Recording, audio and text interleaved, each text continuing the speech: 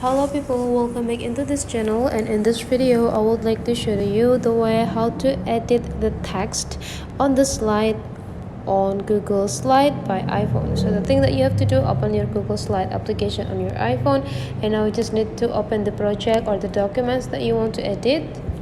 And you can see here we already have two slides. So to edit the text, you just need to go click this part and go click edit slide.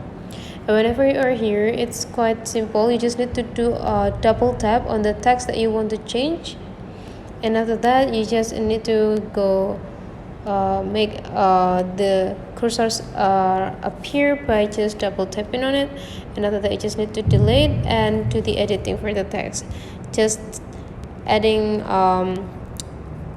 the words that you want.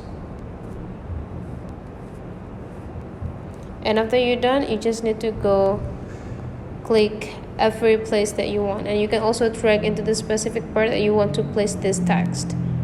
So that is the way how to edit the text on the slide on a Google Slide. Hopefully this tutorial today is useful for you. So don't forget to leave some comment, like and subscribe into this channel, and I'll see you for the next video.